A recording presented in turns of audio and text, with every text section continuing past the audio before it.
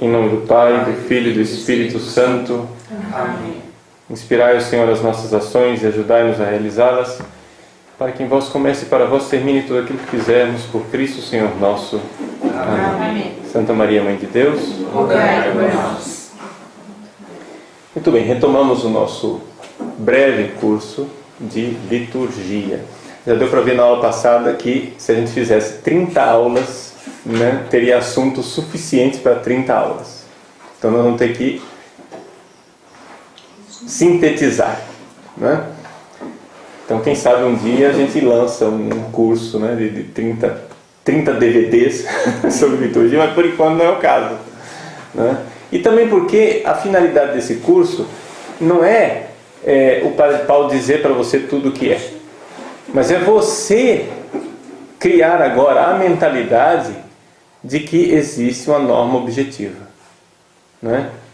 É questão de trocar a mentalidade. Como é que os estudantes de liturgia e os padres e os seminaristas são treinados no seminário? Eles são treinados para pensar a liturgia como? A partir de princípios teológicos. Tal coisa, teologicamente, assim, assim, assim, assim. A gente tem que um pouco levar em consideração a teologia, mas parar com essa mentalidade de que por princípios teológicos nós iremos decidir o que fazer.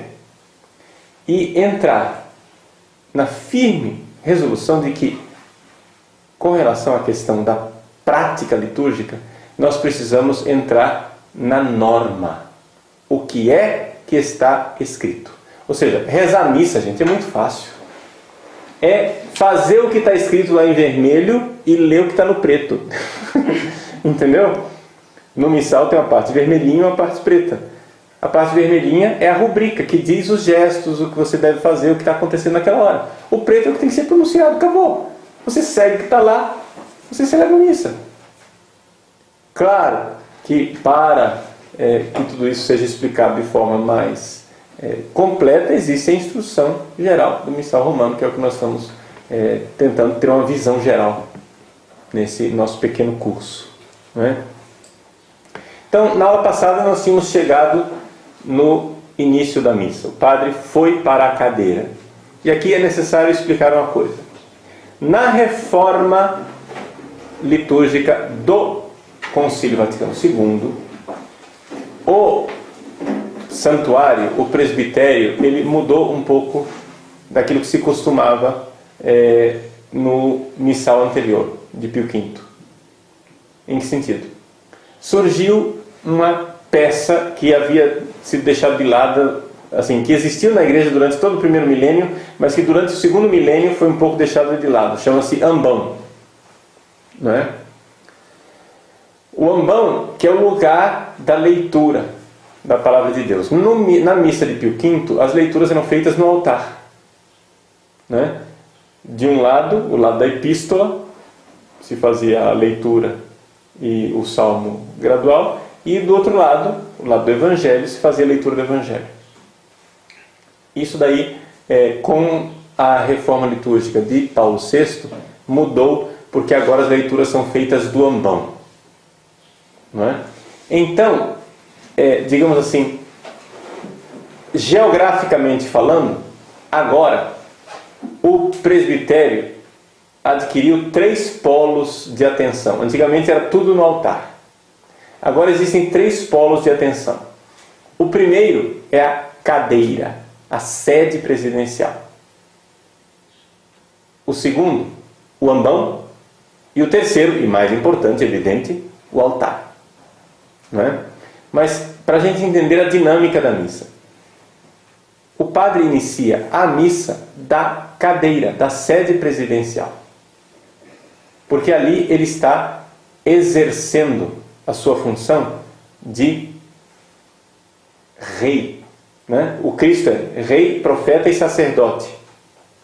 É rei na cadeira, no trono. Profeta no ambão, mesa da palavra. E sacerdote no altar. Então o padre, ele representa o Cristo, sacerdote, profeta e rei. Ele começa a missa na cadeira, na chamada sede presidencial. A sede presidencial, a cadeira do padre, ela tem uma densidade teológica. Ela é importante teologicamente. Ela não é uma cadeira qualquer. A cadeira do padre, a cadeira do presidente, não deveria ser usada por ministros da comunhão, em celebrações na ausência de padre. Em alguns lugares se tem inclusive essa delicadeza, né? Eu já vi isso acontecer. O ministro que vai celebrar, fazer uma celebração da palavra com distribuição da Eucaristia, da comunhão eucarística, ele entra com uma estola na mão, da cor litúrgica do dia. Coloca a estola na cadeira presidencial, como um sinal claríssimo de que está faltando alguma coisa. Não é uma missa, existe uma ausência. Nós não temos sacerdote. E isso é um drama para uma comunidade. Não pode ser considerado uma coisa normal. Não pode ser considerado uma coisa do dia a dia. Por quê? Porque o normal é a missa, é a celebração do mistério da paixão, morte e ressurreição do nosso Senhor Jesus Cristo. Então, e aí o ministro da comunhão evita fazer coisas que pareçam que é uma missa. Por exemplo, em alguns lugares, e isso é a orientação da própria Santa Sé, né? Existe um documento de interdicasterial, ou seja, de várias congregações, que fala do auxílio prestado pelos leigos ao ministério sacerdotal, e lá eles falam claramente que deve-se evitar essa coisa do ministro celebrar como se fosse uma mini-missa. Que até o ministro fique fora do presbitério o quanto puder. Então, por exemplo, inicia-se a celebração e ele desce, volta para o banco junto com os outros. Aí alguém vai lá e faz a leitura e desce. Alguém vai e proclama o Evangelho e desce. Ou seja, não fica ninguém no altar, porque não é uma missa. Tem que ficar claro para as pessoas que aquilo não é missa. Não é? E então o ministro, no momento oportuno, vai, sobe ao altar, põe o corporal e então coloca o Santíssimo, e ali sim tem a distribuição da comunhão conforme o rito é previsto. Então, essa coisa de que existe uma presença, a presença sacerdotal. A cadeira, né, presidencial, ela é reservada para o sacerdote, né? Ela é uma presença de Cristo. Em alguns lugares, por exemplo, se tem um costume de, fora da missa, colocar o evangeliário na cadeira presidencial. É a presença do Cristo na cadeira presidencial. São simbolismos, né, interessantes, embora a presença ontológica e real de nosso Senhor Jesus Cristo é no sacrário, é na Eucaristia. Então, se nós temos na nossa igreja a centralidade do sacrário, é essa que deve ser enfatizada, evidentemente. Não é? Bom, então é dali da cadeira que o padre começa a missa, não é do altar. Em alguns lugares, o padre começa a missa do altar. Não é no altar, é na cadeira. Tá? É isso que é previsto pelo missal de Paulo VI. Aí acontece toda a primeira parte da missa ali na cadeira. Depois passa-se, o foco volta para o ambão. Então, as leituras, é o Evangelho, é a homilia no ambão. E depois o foco, a partir do ofertório, passa para o altar. Né? Então, essa é a dinâmica, digamos assim, essa é a geografia, né, do atual missal de Paulo VI, a forma ordinária de se celebrar o rito romano atualmente. Ok? Então, tem essa teologia do Cristo sacerdote, profeta e rei. Né?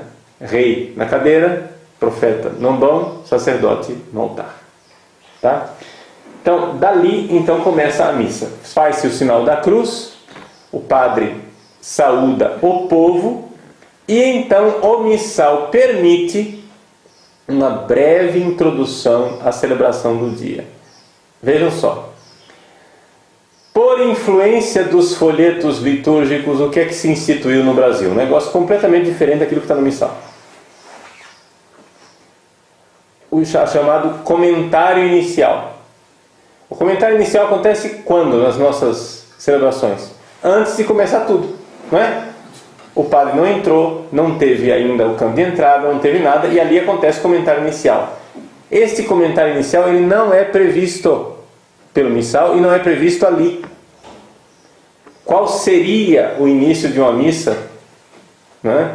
Conforme o que está no missal e conforme aquilo que tradicionalmente nós temos? Não se diz nada para começar a missa. Há um sinal em que começa a música e as pessoas ficam de pé. Por exemplo, em alguns lugares tem um sininho na porta da sacristia. O padre está pronto para entrar, não é?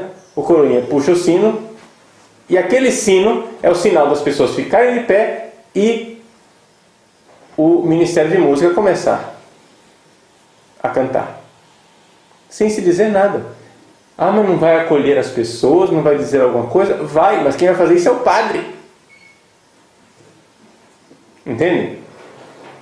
Então, tem a procissão de entrada, tem a incensação do altar, o padre vai para a cadeira, da cadeira faz o sinal da cruz, e então tem a palavra de saudação inicial.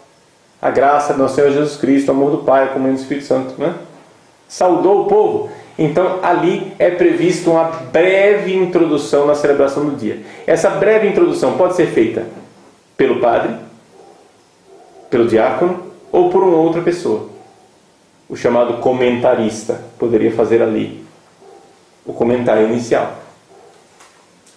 Está entendendo? Mas, número 1, a coisa é breve, não pode ser uma homilia, não pode ser um... né? E para ser breve, o que é melhor? Melhor a gente escrever antes. Tá?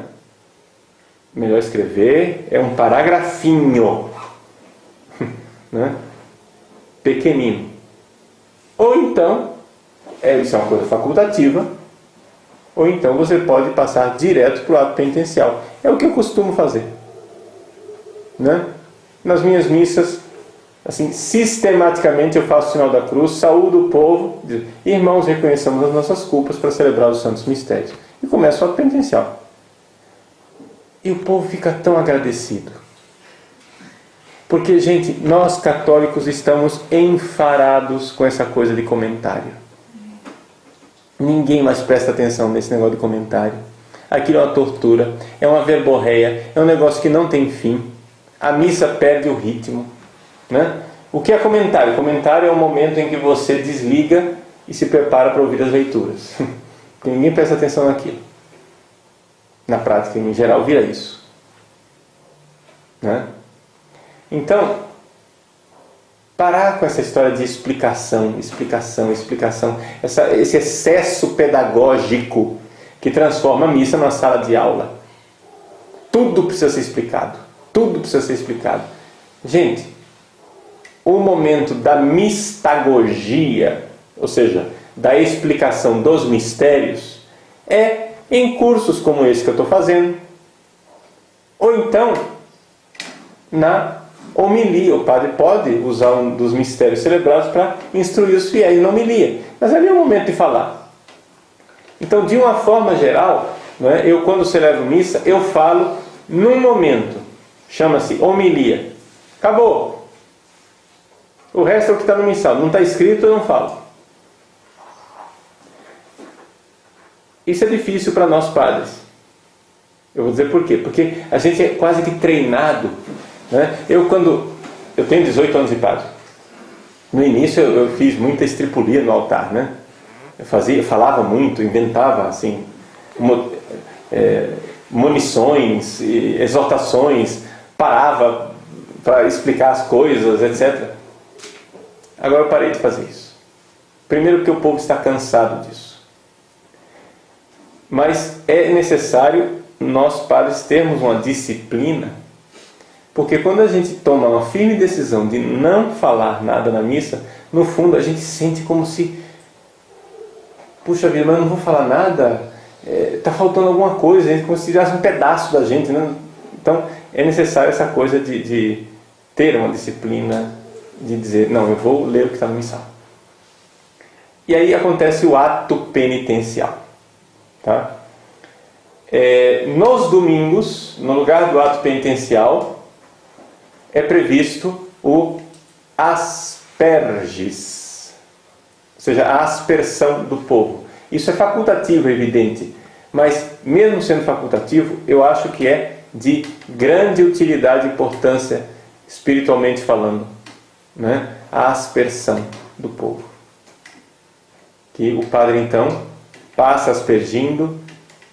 Isso é um ritual preparatório, né? Não perdoa os pecados no sentido de que não é uma confissão, mas é um ritual de purificação, de renovação do próprio batismo, de pedido de perdão a Deus para que lave os nossos pecados no sangue de Cristo. Então o padre passa aspergindo o povo, né? Isso é para os domingos e solenidades. No dia a dia, nós temos o ato penitencial, que são 3 formas de ato penitencial previstos pelo missal atual. Tá? Quais são as 3 formas? A primeira, confesso a Deus Todo-Poderoso e a vós, irmãos. Todo mundo conhece. A segunda é menos conhecida. É um diálogo breve entre o padre e o povo. Tende compaixão de nós, Senhor, porque somos pecadores. Manifestai, Senhor, a vossa misericórdia, dai-nos a vossa salvação. Acabou. Esse diálogo, que muitas comunidades nem conhecem, porque os padres usam pouco. E a terceira forma, não é? Ela é uma forma híbrida, por assim dizer, que eu já vou explicar porque ela é híbrida. Senhor que vieste salvar os pecadores, tem piedade de nós. Cristo que vieste, tem piedade de nós. É uma frase, né, cumprida, que diz: o Senhor tem piedade de nós, Cristo tem piedade de nós, o Senhor tem piedade de nós. Mas com aquela frase, né, maior. Essas são as 3 formas de ato penitencial. O ato penitencial se conclui com a absolvição. Deus Todo-Poderoso, tenha compaixão de nós, perdoe nossos pecados e nos conduz à vida eterna. Amém. Essa absolvição é a absolvição da missa. Ela perdoa os pecados veniais. Tá? Então ela é feita para as pessoas receberem o perdão. Então o sacerdote que está celebrando está de alguma forma perdoando os pecados das pessoas naquele momento. Deus Todo-Poderoso, tenha compaixão de nós, perdoe nossos pecados e nos conduz à vida eterna. Amém. Acabou ali o ato penitencial. Vejam, acabou o ato penitencial e o que é que vem logo em seguida? Na nossa cabeça é o glória. Não, é o Senhor tem de piedade. Ué, o Senhor tem de piedade não é o ato penitencial? Não. Aqui que está a história. O ato penitencial é uma coisa e o Kyrie é outra coisa. Não, o Senhor tem piedade. É uma parte da missa que sobreviveu em grego, né? Kyrie eleison, Christe eleison, Kyrie eleison. Durante séculos ela ficou em grego. E não é proibido se continuar fazendo isso, mesmo quando a missa é celebrada em português, né? Tem uns cantos assim, até modernos, que estão sendo utilizados agora, onde as pessoas cantam em grego mesmo. Kyrie eleison, Christe eleison, Kyrie eleison. É bonito, né? É uma tradição de 2000 anos cantar o Kyrie na missa. Mas o povo não sabe o que é. Gente, o povo não precisa saber tudo. E além disso, o povo tem que aprender também. Entende? Então, vamos dar a oportunidade dos católicos irem atrás de conhecer as coisas. Qual é a riqueza do Kyrie eleison? É que esta tradução, Senhor tem de piedade de nós, é um empobrecimento do Kyrie eleison. Por quê? Eleison quer dizer que a pessoa é um rebaixamento de Deus e que tem piedade, tem pena, tem compaixão. Só que esta frase, ela era usada como louvor. Aqui que está a noção que o Senhor tem piedade não tem significado.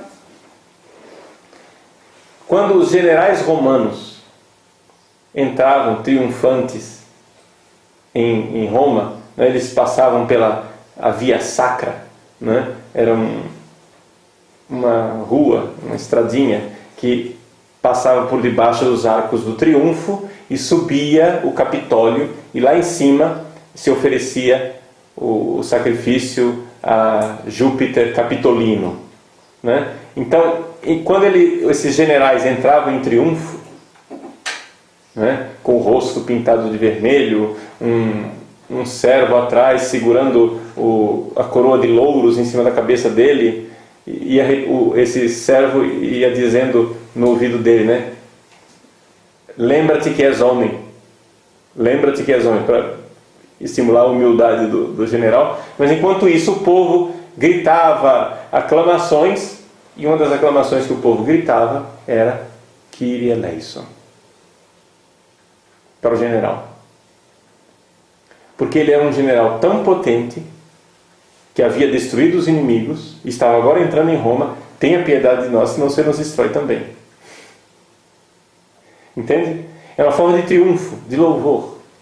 Então, originariamente, o Kyrie, ele tem esse duplo caráter de pedido de perdão e de louvor.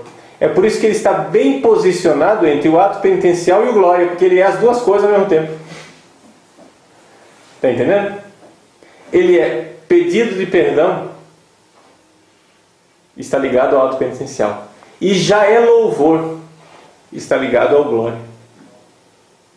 Tá? Então vejam que o grego é mais rico do que aquilo que a gente consegue expressar em português. Né? É evidente que aqui trata-se de uma riqueza a qual pouquíssima gente tem acesso. É evidente que é necessária uma catequese, mas está lá. Está lá. Tá bom? Então, por isso que eu falava que aquela terceira forma é uma forma híbrida. Porque ela coloca dentro do ato penitencial o Kyrie. Entendeu? Ou seja, dentro do ato penitencial, Senhor que viesse salvar os pecadores, tende piedade de nós. Isso é um ato penitencial com o Kyrie enxertado dentro dele. Então você faz, nessa terceira forma, você faz ao mesmo tempo o ato penitencial e o Kyrie. Isso é importante para o pessoal de música. Atenção para o pessoal da música. Quando você vai somente cantar Senhor, tende piedade, né? Vamos supor, sei lá, você canta Senhor, tende piedade de nós. Só isso. Isto não é o ato penitencial.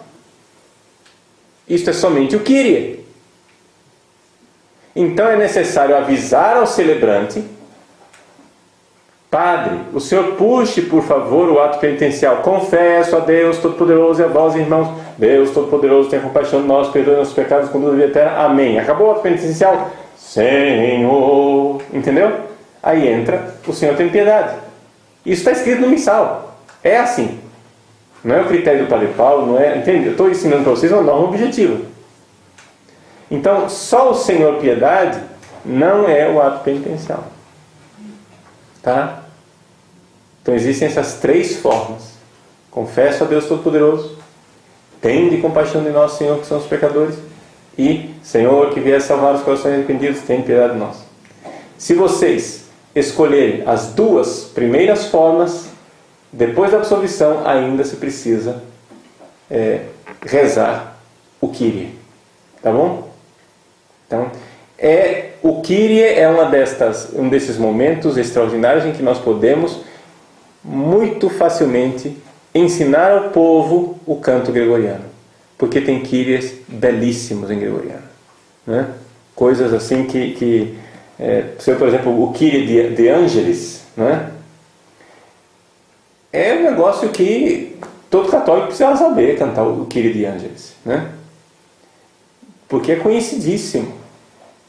Então, as comunidades podem, né, ensinar isso. É um canto belíssimo, é mesmo dos anjos o negócio, né? Então, só para quem não sabe, para identificar, né, me desculpem aqui a vergonha que eu estou passando cantando para vocês, tá? Mas é aquele...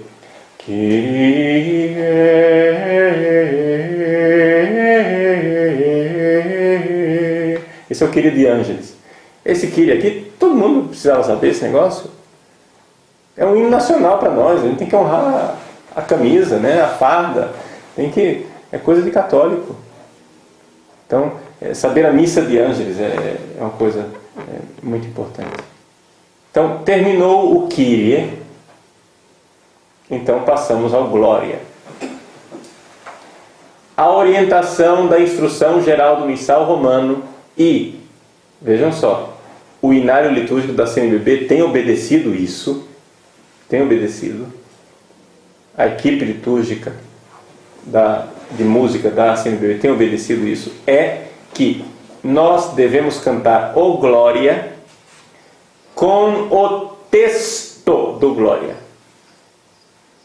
Então, todos aqueles glórias que se costumavam cantar antigamente, que era um resumo de Glória à Santíssima Trindade, né? Glória a Deus, glória ao Pai, né? A Ele seja a glória, essas coisas assim. Isso daí você engaveta e usa fora da missa. Use no seu grupo de oração, use onde quiser, mas na missa não. Na missa o que tem que ser cantado é glória a Deus nas alturas e paz na terra aos homens por Ele amados, Senhor Deus. É esse texto que tem que ser musicado. Tá? É o texto que está no missal. Isso é importantíssimo também para a nossa mentalidade do estudo de música litúrgica. A gente distinguir entre cantar a missa e cantar na missa. A maior parte das pessoas querem cantar na missa, só que a gente tem que cantar a missa. Entende? Nós temos que cantar os textos que estão lá no missal, sem inventá-los. Aí, por exemplo, o ato penitencial é um show de invencionices, né? É para cantar o texto que está no missal. Não está no missal, então não é ato penitencial oficial da igreja. É aquilo que está no missal, as palavras que estão no missal. Tá? Isso vale para os outros cantos também, o santo, né?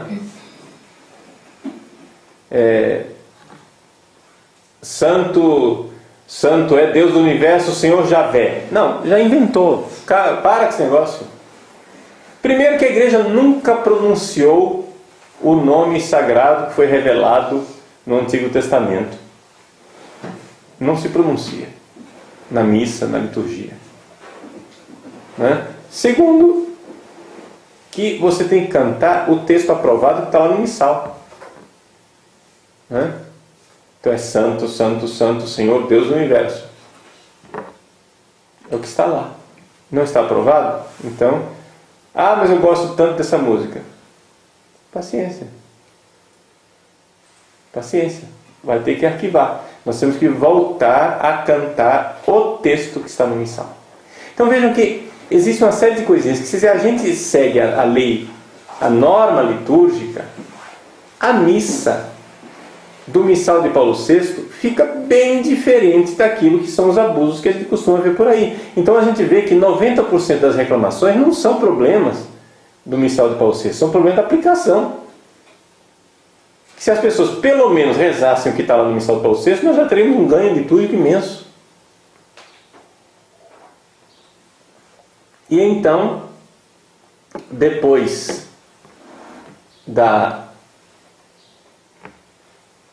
do Glória, né, nós temos a coleta, chamada oração do dia também, ou oração da coleta.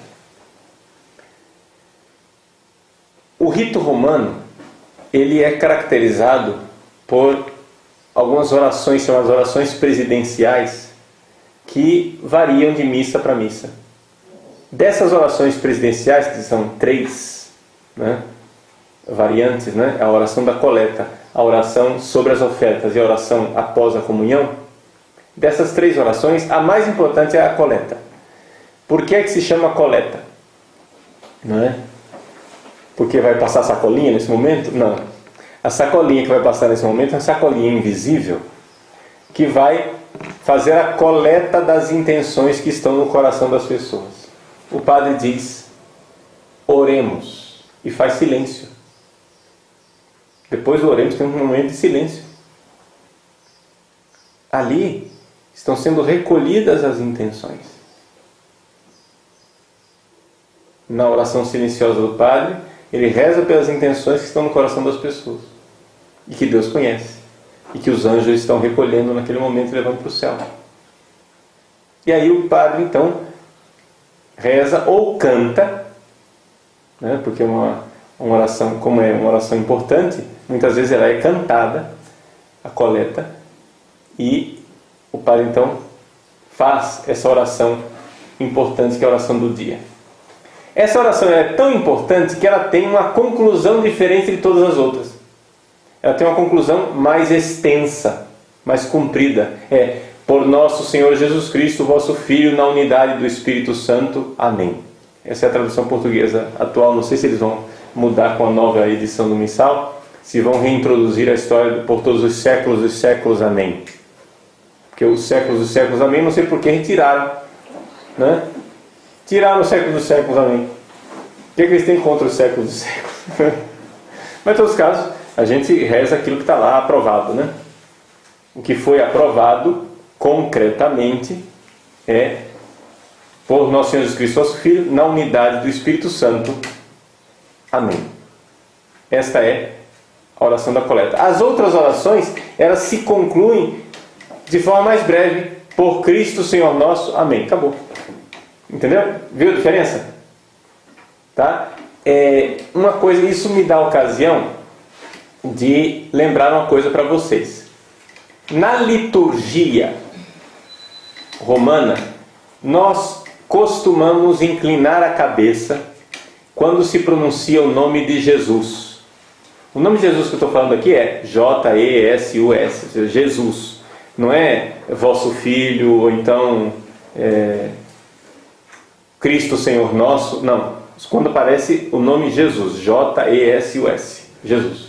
Ao se pronunciar o nome de Jesus, se faz uma inclinação de cabeça. A pessoa que pronuncia. Então vamos supor, você está cantando Glória, né? Aparece o nome de Jesus no Glória. É você quem está cantando? Você que está pronunciando? Então, quando fala Jesus, você inclina a cabeça. É a nossa tradição. Vamos manter essa tradição. Então o padre, quando conclui a oração da coleta, ele pronuncia o nome de Jesus. Nas outras orações, não. Nas outras orações ele diz: por Cristo Senhor nosso. Está vendo? O nome de Jesus não aparece. Na coleta ele pronuncia o nome de Jesus. Então ele terminou: por nosso Senhor Jesus Cristo, vosso Filho, na unidade do Espírito Santo. Amém. Ele junta as mãos inclinando, porque está pronunciando o nome de Jesus. Dá para entender? Então, todas as vezes que você pronuncia o nome de Jesus na missa, se faz inclinação. Essa é a nossa tradição. Tá? Então, também, para dar a norma completa para vocês, o nome de Jesus, o nome de Maria, M-A-R-I-A, Maria. Né? Não a vossa mãe ou Nossa Senhora, não. Quando pronuncia o nome de Maria, também se inclina a cabeça. E quando se faz referência à Santíssima Trindade, por exemplo, glória ao Pai, ao Filho e ao Espírito Santo, como era no princípio, agora e sempre, amém. A Trindade junta, então se faz reverência também. Então são 3: nome de Jesus, nome de Maria e a Trindade. Se faz inclinação de cabeça. Tá? Algumas norminhas assim que não estão previstas nas rubricas atuais, mas que são normas interessantes para a gente saber na prática litúrgica, o que é inclinação de cabeça atualmente. Antigamente havia uma distinção entre inclinação de cabeça, inclinação média e inclinação profunda. Agora não existe mais isso, só existe inclinação de cabeça e inclinação profunda. Hoje, na prática litúrgica, inclinação de cabeça é o seguinte: é você olhar para os seus pés usando também um pouco do ombro, né? Você só olha para os pés assim. Isso é inclinação de cabeça. Então, inclinação de cabeça não é só a cabeça assim, tá? Mas é também um pouquinho do ombro. Isso é inclinação de cabeça. E a inclinação profunda? O que é inclinação profunda? É uma inclinação tal que você se rebaixa, que se você quisesse tocar os seus joelhos, você seria capaz. Essa é a medida da inclinação profunda, né?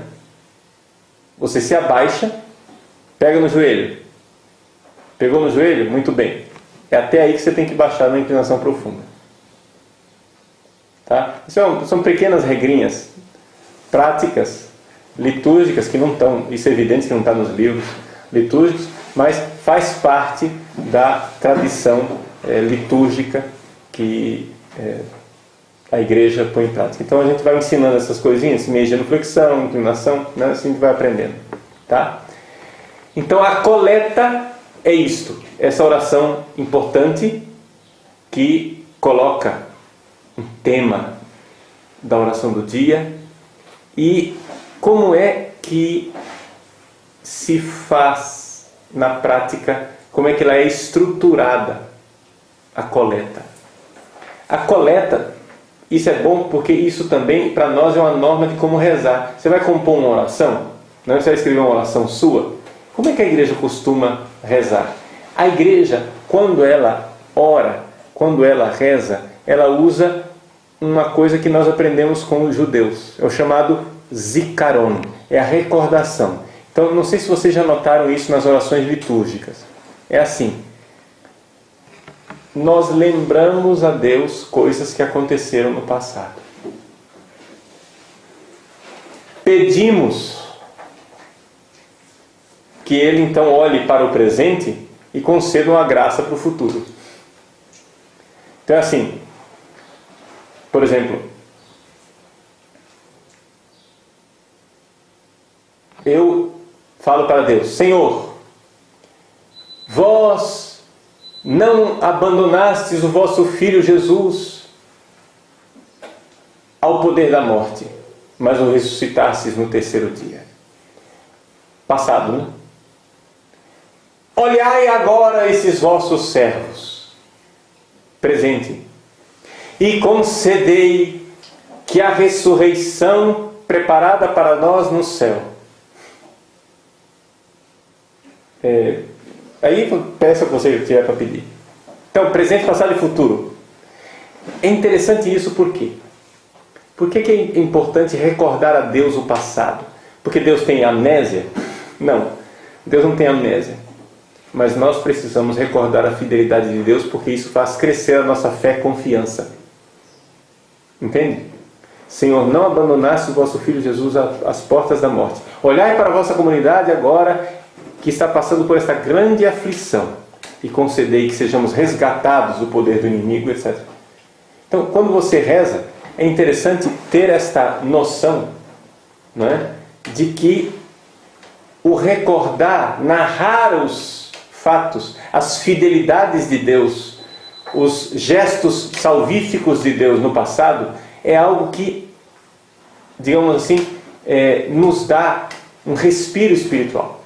Para a gente fazer uma comparação, vamos imaginar assim, que você tem uma espécie de um abismo, onde você tem que pular para o outro lado do abismo, né?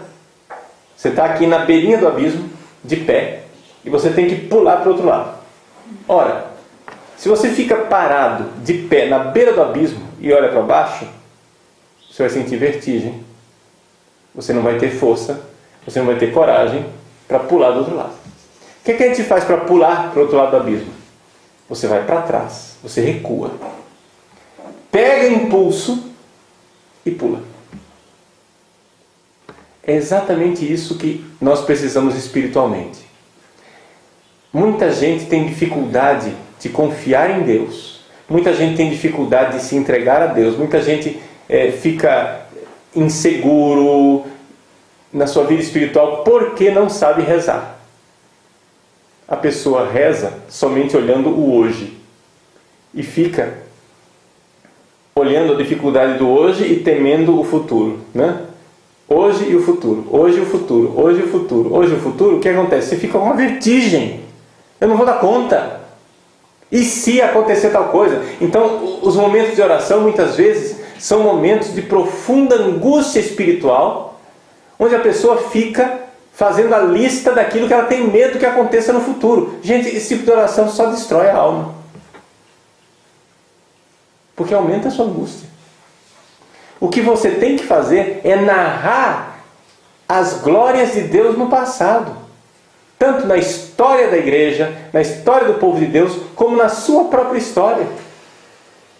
Você chegar e ver que Deus foi fiel com você. Foi fiel com Jesus, com os santos. Que Deus esteve sempre do nosso lado. Narrar para Deus a fidelidade dele. E então chegar e dizer: Senhor, por isso agora, olhai compassivo para as minhas necessidades.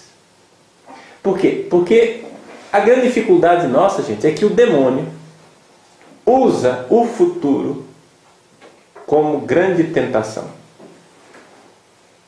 Tá? Por quê? Porque ele faz a gente viver antecipadamente as tragédias do futuro. E a gente se sente minado na nossa confiança em Deus. Então, não fique imaginando o futuro. Fique celebrando a fidelidade de Deus no passado. Os salmos, nesse sentido, são os nossos grandes pedagogos. A oração dos salmos, né? Como algumas pessoas não entendem isso. Padre, só tem salmo triste, só tem salmo de angústia, só tem salmo não sei o que, etc. Não, meu irmão, mas olha só, veja o que o salmista faz. O salmista narra as coisas para Deus. Depois põe toda a sua miséria com toda a franqueza da alma e pede a intervenção de Deus. É sempre essa coisa do zikaron, é a recordação, né? Em grego, zikaron quer dizer isso. Em hebraico, perdão. Em hebraico, zikaron quer dizer recordação. Em grego, é anamnesis. Né? Esse radical, mnesis, mnemônico, quer dizer algo relacionado à memória. A amnésia é o esquecimento. Né? Então você recorda, né? Mnesis. Amnésia você esquece. Agora, a anamnésia, a negação da negação, é tirar do esquecimento. O homem é um animal que se esquece das coisas. Nós precisamos tirar do esquecimento. E na liturgia, nós cremos, atenção, nós cremos que quando na liturgia nós recordamos os eventos salvíficos, eles estão acontecendo.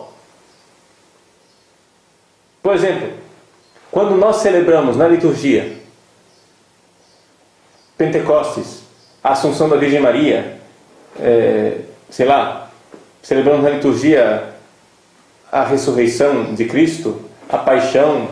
Então, quando nós celebramos na liturgia um mistério salvífico de Deus no passado, nós cremos que isso está acontecendo no agora, no hoje.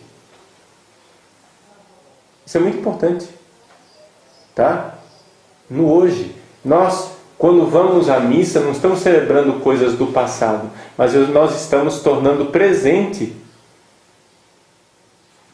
a coisa que aconteceu no passado, no hoje de Deus, no agora de Deus. Então a salvação celebrada está acontecendo. Quando você vai à missa, você está celebrando a paixão, morte e ressurreição de Jesus. É uma realidade presente ali. Tá? Então, é um pouco para a gente ter essa noção de como é que nós podemos e devemos rezar. Né? Isso tem tudo a ver também com a proclamação da palavra. Né? Então, terminou a coleta, nós nos sentamos para ouvir a palavra de Deus. Só uma coisinha para vocês, uma curiosidade. Atenção que os bancos na missa são uma novidade de 500 anos para cá, tá? É uma novidade que foi introduzida mais pelos protestantes do que por nós católicos. As nossas igrejas antigamente não tinham bancos. É que o Brasil só tem 500 anos de história, então para nós, as nossas igrejas todas têm bancos, é evidente. Mas se você for à Europa, você entra na Basílica de São Pedro. A Basílica de São Pedro não tem bancos, é vazia. É um espaço vazio. Os bancos são uma novidade. Aí, por comodidade, né, quando o Papa vai celebrar, então eles vão lá e colocam cadeiras. Mas o Papa termina de celebrar, eles tiram as cadeiras outra vez. Né? Mas por quê? Porque se ficava de pé a missa inteira. Quem sentava na missa, quem tinha cadeira, era o presidente, que era a sede presidencial, onde ele se sentava, porque ele é a presença do Cristo Rei. O resto do povo ficava tudo de pé. Né? Santo Agostinho, por exemplo, se narra, né? ele mesmo fala, em alguns sermões dele, né? Ele está lá, se senta para comentar a palavra de Deus, o povo está lá todo de pé, etc. E como o povo fica de pé, imagina, norte da África, calor, isso e aquilo, e Santo Agostinho, quando fazia sermões compridos, né? Não tinha pressa de acabar. Lá pelas tantas, ele comenta assim que pelo cheiro ele notou que falou demais hoje. O pessoal estava todo suado, tava, o negócio ali devia estar um cheiro terrível, né? Porque as pessoas ficavam de pé, amontoadas ali. Então, é claro, suavam muito mais. Esse tipo Isso é só uma curiosidade, né? Bom, então vem a liturgia da palavra. Na liturgia da palavra, nós ouvimos a palavra de Deus, mas nós sabemos que a palavra de Deus não está sendo somente lida como se fosse uma leitura na escola.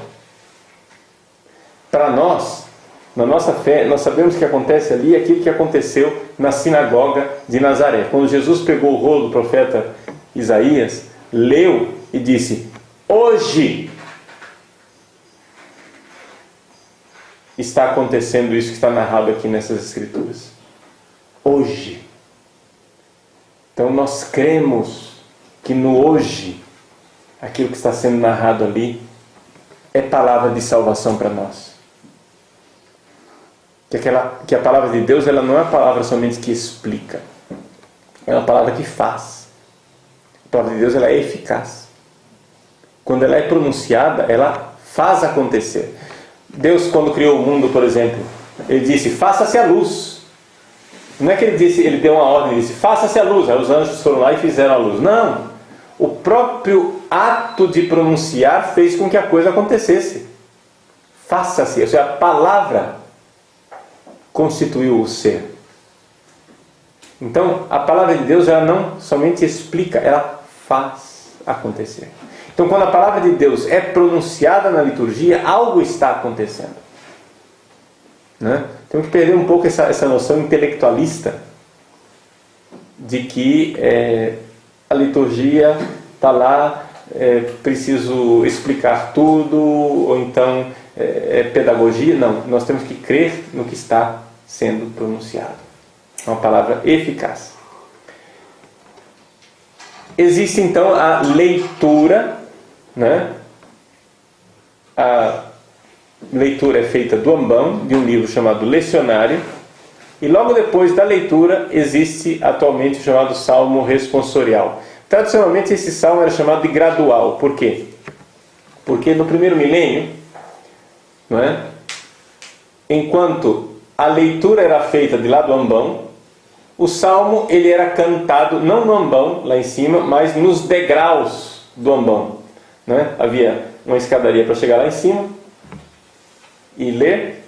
Então o cantor cantava de lá dos degraus. Então é chamado salmo gradual. Hoje não, hoje se lê o salmo responsorial do ambão mesmo. E é bom, é oportuno que ele seja cantado. né? Salmo foi feito para cantar. Então, os salmos sejam cantados. Agora, pelo amor de Deus, né? Vamos esquecer, graças a Deus a maior parte do Brasil já está esquecendo isso, mas vamos esquecer esta bobagem de canto de meditação. Não existe isso na liturgia. É o salmo responsorial que é previsto naquele dia que tem que ser cantado. Vamos fazer um canto de meditação, né? Aí pega um cantozinho bonitinho, lento, né? Aí a gente canta aquilo lá. Não tem isso. Existe o salmo responsorial que é cantado. Vamos seguir aquilo que é a norma prevista. Terminadas as leituras e o salmo responsorial, acontece então a aclamação ao Evangelho.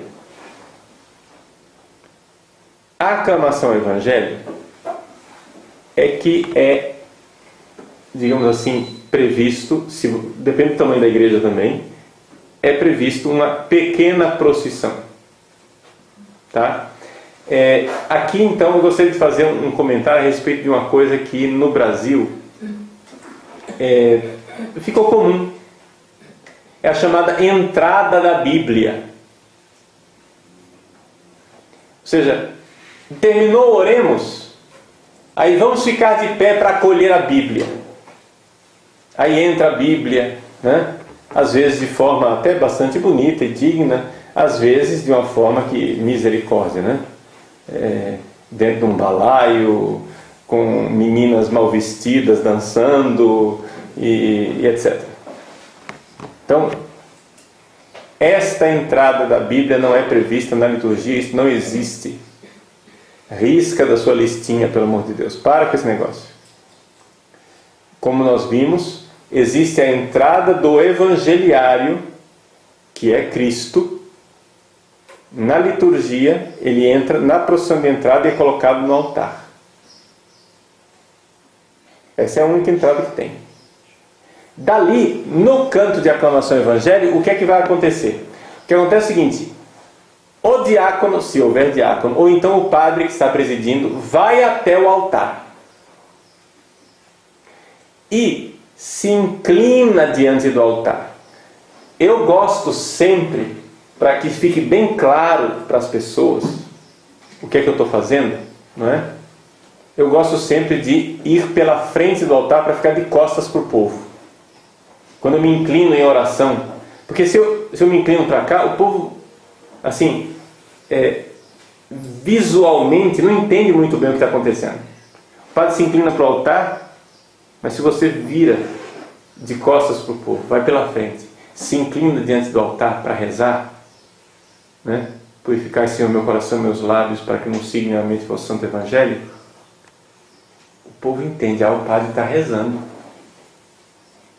Eu fico ali um tempo inclinado, com aquela inclinação, pego o livro dos Santos Evangelhos e vou em procissão na direção do ambão.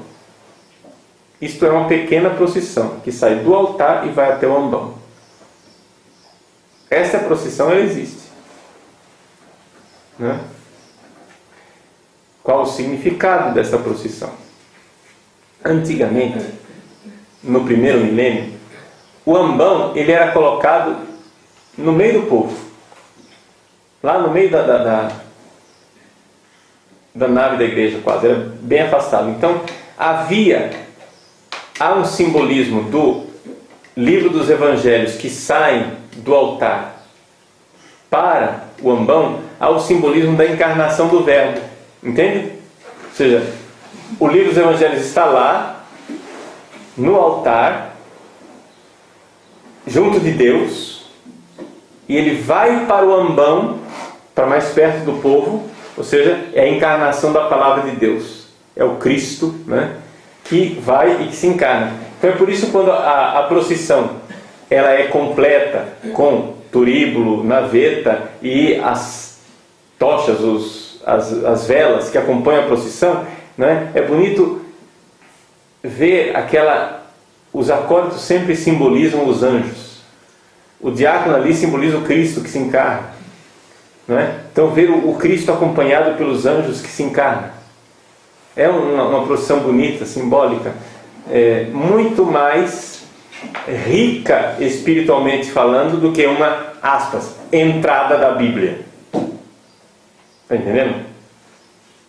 A entrada da Bíblia aqui. Entende? Não tem entrada na Bíblia na liturgia. Existe o livro dos Evangelhos, que profissionalmente é levado até o ambão, e ali então acontece isso. Vejam a distinção que a igreja faz entre as leituras e o Evangelho. O Evangelho é proclamado todos de pé, todos voltados para o Evangelho. O Evangelho é incensado, o Evangelho é iluminado pelas velas. O padre traça o livro dos Evangelhos com o sinal da cruz. As pessoas traçam o sinal da cruz na fronte, na boca e no peito, para simbolizar o Cristo na minha mente, na minha boca e no meu coração. É a palavra de Deus que deve estar na minha mente, na minha boca e no meu coração. É evidente que é um símbolo também trinitário, que são 3 cruzes, né? Não se diz nada nesses 3 sinais da cruz.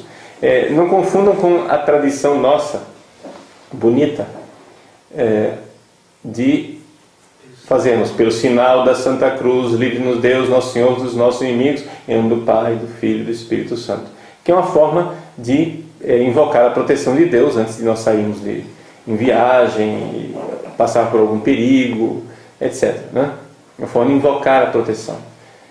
Pelo sinal da Santa Cruz, livre-nos Deus, nosso Senhor, dos nossos inimigos. Então a cruz, fujam os inimigos dentro da cruz de Cristo. Mas estas palavrinhas que nós aprendemos nas nossas orações, elas não são pronunciadas durante a missa. Não existem essas palavras. Existe somente o gesto, sem palavras, para simbolizar o Cristo na minha mente, na minha boca e no meu coração.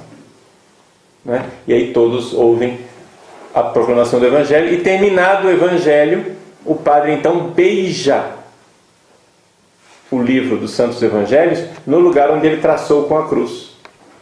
Né? Pedindo a Deus que, pelas palavras do Santo Evangelho, ele receba o perdão dos seus pecados. E tem uma oraçãozinha secreta em silêncio que o padre faz quando beija o livro dos Evangelhos, né?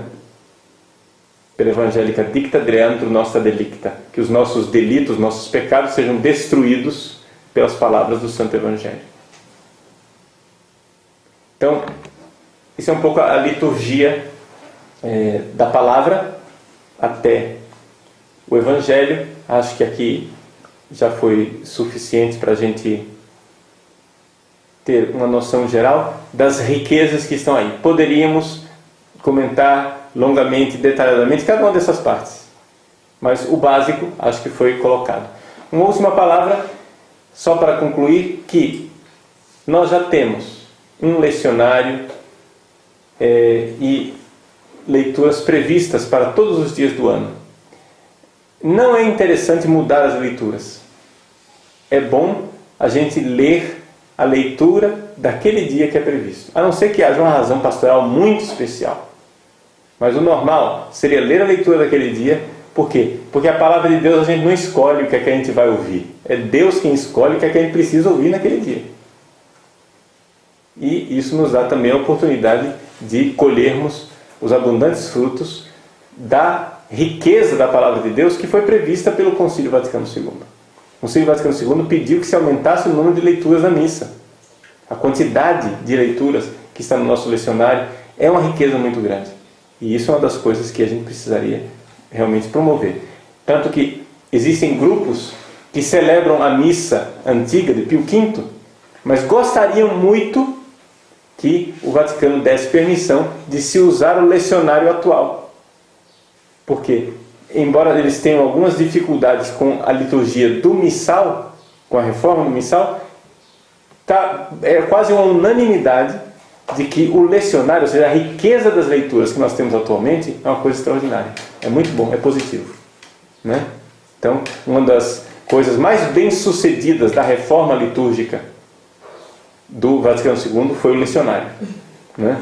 As leituras bíblicas abundantes e ricas que estão aí à disposição do povo de Deus.